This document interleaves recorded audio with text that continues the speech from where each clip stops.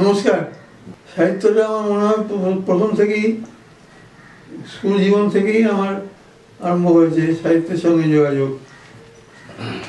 প্রথম যখন স্কুলে পড়ি তখন আমার প্রথম রচনা প্রকাশিত হয় স্কুলের সাময়িকীতে। সেই রচনাটার নাম হচ্ছে জীবন পথিক। কয়েকটা লাইন আমি বলছি সেই রচনাটার। জীবন পথিক যাত্রা করে শুরু, বক্ষে তোমার কম্পন দুরু দুরু, চক্ষে তোমার উজ্জ্বল জ্যোতিষিকা, লড়ালে তোমার নবীন ভাগ্য লিখা। তিমির রাত্রি কেটে যাবে অচিরেই, পদ্মপ্রাণের শৃঙ্খল টুটিবেই। এইটা আমার প্রথম প্রকাশিত কবিতা সাময়িকীতে। আমাদের মাস্টারমশাই আমাকে খুব ভালোবাসতেন। তিনি আমাকে বলেন যে তোর সাহিত্যের এই ব্যাপারটা তুই সঙ্গে সঙ্গে রাখবি, মাথায় রাখবি। আমি তার কথা মানতে পেরেছি বলে আমি নিজেকে ধন্য মনে করি। বাংলা যে অসম্ভব একটা বাংলা ভাষা, যে সুন্দর ভাষা, রবীন্দ্রনাথের ভাষা, বাঙালি এত জনের ভাষা, এই ভাষাকে আমি শ্রদ্ধা করি, সম্মান করি। এই ভাষার একজন লেখক হিসাবে আমি নিজেকে ধন্য মনে করি।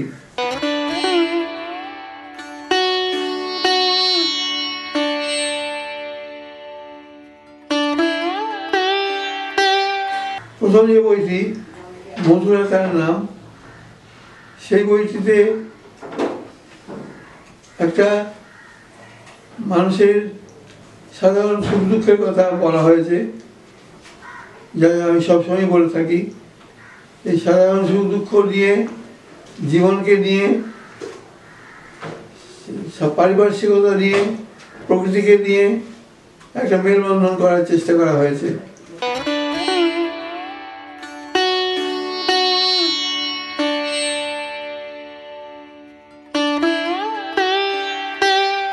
চিকিৎসা বিষয়ে মানুষের সঙ্গে ডাক্তারদের একটা জনসংযোগ হয়, খুব বড় একটা ব্যাপার।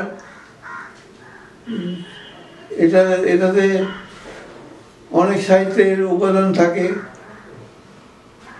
যেগুলো যারা আমাদের বরেণ্য পূর্বসূরি বনফুল, বাংলা সাহিত্যে অনেক চিকিৎসক আছে যারা মানুষের সুখ দুঃখ, বেদনা, আশা, নিরাশা, হতাশা এগুলো ব্যক্ত করেছেন সমাজের পারিপার্শ্বিকতা।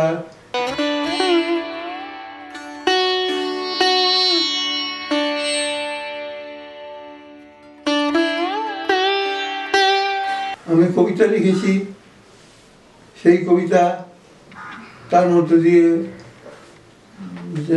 জানতে চেষ্টা করেছি বা জানাতে চেষ্টা করেছি যে মানুষের প্রয়োজনের ভিত্তিতে কতগুলো ব্যাপারে যেগুলো নিয়ে আমাদের কাজ করতে হয়েছে, সেগুলো হচ্ছে ডেঙ্গু, জাপানিজ এনকেফেলাইটিস।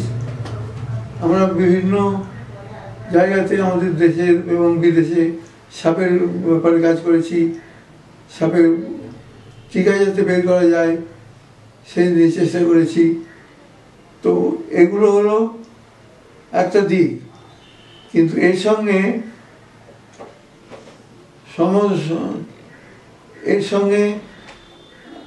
চিন্তা ভাবনা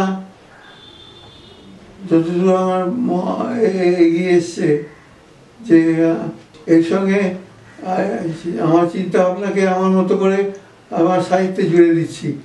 সাহিত্যের যে অংশ, সে অংশ বারবার আমি চেষ্টা করেছি যে চালিয়ে যেতে, যতটুকু পেরেছি চালিয়ে যেতে চেষ্টা করেছি। এবং যেগুলো আমার সাহিত্যের যে কবিতাগুলো বা ভ্রমণ কাহিনীগুলো, এগুলো মানুষের কাছে যথেষ্ট জনপ্রিয়তা পেয়েছে। এতে আমি যে অনেক ধন্য যে আমি বাংলা সাহিত্যেরও একজন সেবক, যতটুকু আমার সাধ্য হয়েছে আমি দিতে পেরেছি।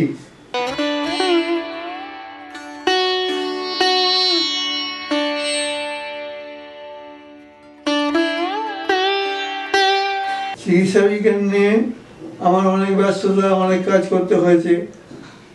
আমি সেজন্য কৃতজ্ঞতা জানাই যারা আমাকে কাজ দিয়েছিলেন সে কাজ করতে।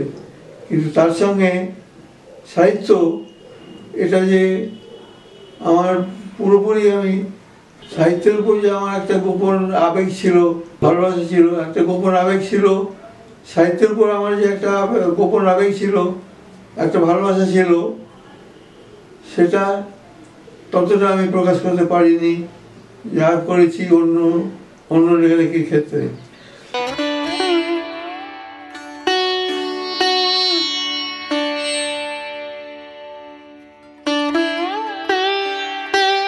সমাজের প্রতি আমার একটা দায়বদ্ধতা আছে, সেটা শুধু চিকিৎসক হিসাবে নয়, সাধারণ মানুষের হিসাবে।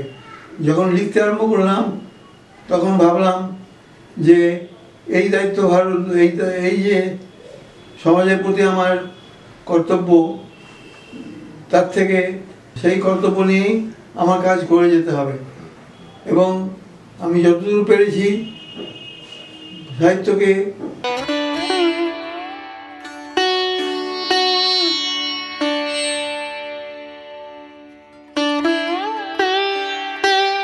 সাধারণ মানুষের সঙ্গে মেলবন্ধনের, সাহিত্যের সঙ্গে সাধারণ মানুষের মেলবন্ধনের একটা চেষ্টা করেছি। এবং সেই দিক দিয়েই আমি সব ভাবনাগুলোকে আমার চালিত করার চেষ্টা করেছি। মানুষের সঙ্গে যোগাযোগ অক্ষুণ্ণ যাতে থাকে, মানুষ যাতে মানুষের জীবনের সুখ দুঃখ, আশা নিরাশা, ভালোবাসা, তার জীবনের যে আনন্দ, সেই আনন্দ যাতে উপভোগ করতে পারা যায়, সেই রকম চিন্তাধারার মধ্যে দিয়েই আমি আমার কাজগুলো করেছি।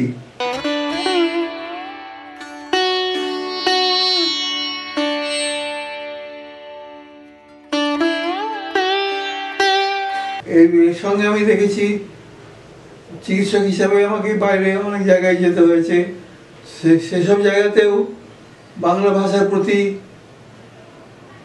মানুষের দরদ, তাদের দরদ আমি উপলব্ধি করেছি, জানতে পেরেছি। এবং এই জেনে আমার মনে তৃপ্তি হয়েছে যে বাংলা ভাষা মানুষকে আরো অনেক বেশি কাছে নিয়ে আসে।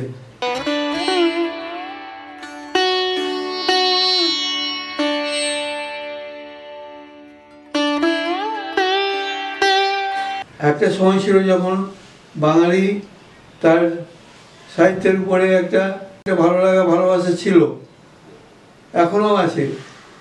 এবং সেইটা থেকে আমি মনে করি যে বাংলা ভাষা ভবিষ্যতে আরও উন্নত হবে, পথ দেখাবে। এবং তার একজন ক্ষুদ্র সৈনিক হিসেবে আমি নিজেকে বাঙালির এইভাবে লিখতে পেরেছি বলে আমার নিজেকে আমি ধন্য মনে করি। আমি একটা কথা বলতে চাই যে ইলেকট্রনিক মিডিয়ার যে দাপট সেটা খুব বেড়ে গেছে, কিন্তু তা সত্ত্বেও আমার যে মনে হয়েছে যে বই কেনার যে দাপট, বই কেনার যে ইচ্ছা, মানসিকতা মানুষের, বই নিয়ে বাংলা বই কেনার যে ইচ্ছা, উৎসাহ, সেটা এখনও আছে মানুষের মধ্যে। এবং এই জন্য আমি মনে করি যে বাংলা ভাষা তার যে এগিয়ে যাওয়ার ব্যাপারটা, সেটা চলবে, সেটা চালু থাকবে।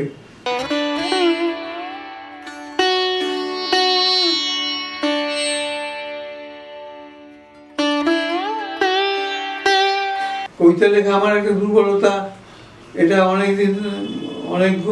অনেক কালের ব্যাপার। এবং গোপনে প্রকাশ কবিতা আমি লিখি এবং সেই কবিতা প্রকাশিতও হয়েছে অনেক জায়গায়। এই জন্য আমি নিজেকে ধন্য মনে করি যে কবিতা আমাকে কিছু মানুষের সঙ্গে নতুন করে পরিচয় করিয়ে দিয়েছে।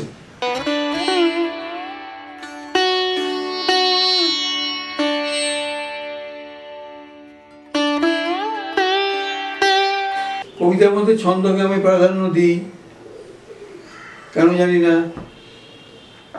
এবং এই সনেটে কবিতার মধ্যে ছন্দকে আমি প্রাধান্য দিই। এই ছন্দ মেনে কবিতা লেখা আমার একটা অভ্যাস আছে। সনেট নিয়ে একটা গোপন উৎসব ছিল, কিন্তু আমার এই দীর্ঘ জীবনে অনেক কবিতা লিখেছি, সনেট কিছু বিশেষ লিখতে পারিনি, হয়তো 2-4টে কোনো রকমে হয়েছে। কিন্তু হঠাৎ এবার যখন রোগশয্যায় ছিলাম, 4বার আমি হাসপাতাল থেকে ঘুরে এসেছি সম্প্রতি, তো তখন হঠাৎ কেমন করে কেন যেন সনেটের সঙ্গে আমার একটা অন্য সম্বন্ধ স্থাপিত হলো। সনেট আমাকে আবিষ্ট করে রেখেছিল। গত বছরের 1 বছরের মধ্যে অনেকগুলো সনেট আমি রচনা করেছি এবং সনেটের একটা বইও বের হয়েছে।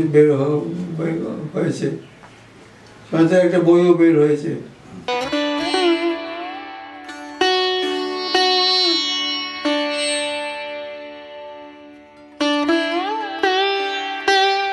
আমি বরাবরই আমার লেখা ঠিক হয়েছে কিনা সেটা পাঠকদের সমালোচনার উপর আমি অত্যন্ত জোর দিই এবং নির্ভর করি যে আমার এই লেখা পাঠকের কাছে কতটা পৌঁছবে।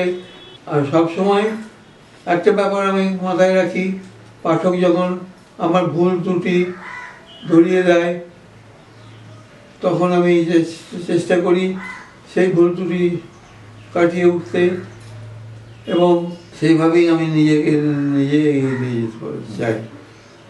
যাই। তরুণ প্রজন্মের প্রতি আমার একটা অনুরোধ, তোমরা বাংলা সাহিত্য সম্বন্ধে যতটুকু জানো, চেনো, লেখো। বাংলা সাহিত্য একটা অগাধ সমুদ্র। সেই বাংলা সাহিত্য তাহলে তোমাদের সমৃদ্ধ প্রচেষ্টায় আরও সমৃদ্ধ হবে। কবিতা চর্চা করা যে মানসিকতা, সেটা থাকা দরকার এই জন্যে যে কবিতা যদি চর্চা করো, কবিতা নিয়ে যদি চলো, কবিতাকে যদি রাখো পাশে, তাহলে তোমার সুখ দুঃখ আনন্দকে সে আনন্দের সঙ্গে সে জড়িয়ে থাকবে। কবিতা তোমাকে একটা মানুষ করবে, মানুষের মতো মানুষ করে তুলতে পারে কবিতা, এটা আমি বিশ্বাস করি। কবিতাকে আমি অত্যন্ত সম্মান দিই এই জন্যে যে কবিতা মানুষের সর্বোচ্চ, কবিতা মানুষের হৃদয়কে উন্নত করে, মানুষের সঙ্গে মানুষের যোগাযোগ ঘটিয়ে দেয়, মানুষকে মানুষ করে তোলে।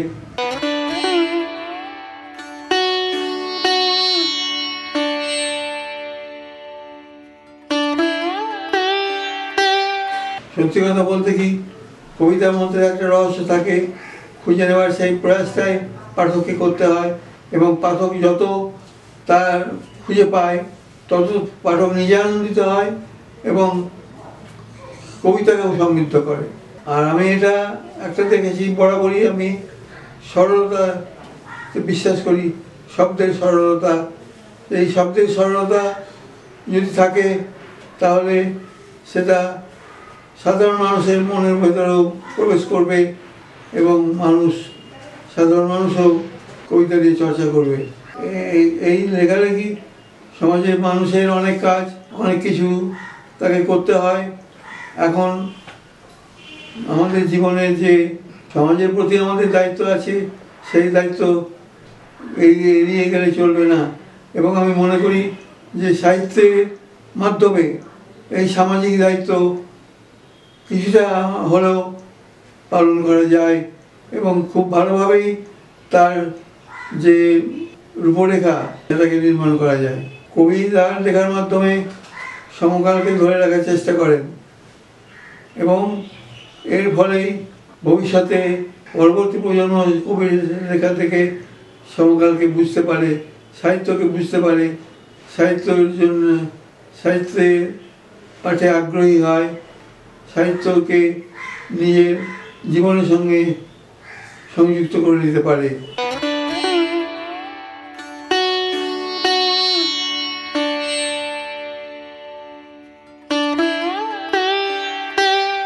একটা রসিকতা করে বলি যে সবাই কি কবি হতে পারেন, সাহিত্যিক হতে পারেন? আমি বলি হ্যাঁ, কেন নয়। মানুষের ভিতর যে প্রতিদিন আপনি ডায়েরি দেখুন এই প্রতিদিন ডায়েরি লেখা যদি হয়, আপনি চালিয়ে যেতে পারেন, দেখবেন এর ভেতরেই সাহিত্যের রস এসে গেছে, আপনি সাহিত্য রচনা করে ফেলেছেন। এবং আপনি তখন নিজেকেই আপনার নিজেরই ভালো লাগবে, আপনি এই পথ ধরে এগিয়ে যাবেন অনেক দূর। আমি চাই যে এইভাবেই আপনাদের জীবন চলুক, সাহিত্যকে নিয়ে যে আপনাদের যে ভালোবাসা, সেই ভালোবাসা চিরদিনের জন্য থাকবে, এটাই আমি আশা করি। আমি একটা কথা বলতে চাই, মানুষের পাশে থাকুন। কলমের মাধ্যমে কিন্তু অনেক কিছু প্রকাশ করা যায়। আমরা তো জানি যে কলম সব থেকে বড় অস্ত্র মানুষকে চালনা করার ব্যাপারে। এই সাহিত্যের সঙ্গে যতটুকু হোক যোগাযোগ রাখুন। সাহিত্য আপনাকে দেবে আনন্দ, তৃপ্তি, এগিয়ে চলার আশা, ভরসা, মানুষের সঙ্গে মিলন, শত্রুতা নয়, কোনোরকম হিংসা, দেশ বিদ্বেষ নয়। সাহিত্য চায় সব মানুষকে মানুষ করে গড়ে তোলা। মানুষের যে নিজস্ব সম্পদ, মানুষের জীবন যে মানুষের জন্যেই, সেইটা সাহিত্য সব থেকে আগে প্রচার করতে পারে, ভালোভাবে প্রচার করতে পারে। সাহিত্য চর্চা করলে আপনাদের নিজের মন মানসিকতা আরও অনেক বেশি ভালো থাকবে। শেষে একটাই কথা বলতে চাই, সব তো আনা যায় না, সব তো বলা যায় না। প্রত্যেকেই কিছু না কিছু, প্রত্যেকের জীবনে কিছু গোপনীয়তা থাকে। তার থেকে আপনি আপনার নিজের মতন করে কিছু বাছাই করে লেখালেখি করুন, যেটাই সাহিত্য হয়ে যাবে। আমি চাই যে এই সাহিত্যের প্রসার হোক এবং বাংলা সাহিত্যের ক্ষেত্রে সেই প্রসার অবাধ অনন্ত হোক, বাংলা সাহিত্য চিরজীবী হোক, এটাই আমি চাই। প্রত্যেকে শ্রদ্ধা সমস্যা অভিনন্দন জানাই। প্রত্যেকে ভালো থাকুন, সুস্থ থাকুন। এই জীবন প্রতীকের পথ চলা শুরু হয়েছিল, পথ চলা শেষ হয়ে আসছে। এই সময়ে আমি আমার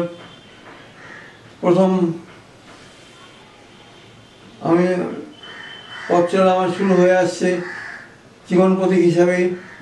যে পথ চলা আরম্ভ হয়েছিল, আমার মনে হয় যে আমি তার মধ্যে দিয়ে অনেক কিছু নিজে পেয়েছি, সমাজকে দেওয়ার চেষ্টা করেছি। আজকে সবশেষে আমি আমার বিনম্র প্রণাম জানাই প্রথম আমার পৃথিবীকে। পৃথিবী দিয়েছে প্রাণ এবং গান, সেই প্রাণ এবং গান নিয়েই আমি পথ চলেছি। এবং সবশেষে পৃথিবীর সবাইকে আমার প্রণাম জানাই, যে পৃথিবীকে ভালোবেসে পৃথিবীর জন্য কিছু করতে পেরেছি, এই আনন্দটুকু নিয়ে আমি যেতে পারছি। এটাই আমার স্পষ্ট করে বলার এটাই আমার আপনাদের কাছে আমি সবিনয়ে বলছি, স্পষ্ট করে বলছি। পৃথিবীকে আমি ভালোবেসেছি, পৃথিবীর মানুষকে আমি ভালোবেসেছি।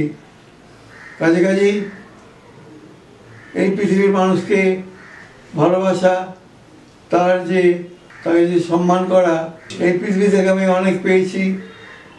অনেক আপনাদের এই পৃথিবী থেকে অনেক পেয়েছি। পৃথিবী আমাকে অনেক দিয়েছে, ভরে দিয়েছে, দুহাতে ভরে দিয়েছে। আমি বলবো যে মানুষে যদি সন্তুষ্ট থাকে, এইভাবেই আমি আপনাদের ভালোবাসা এবং শ্রদ্ধা পেতে চাই।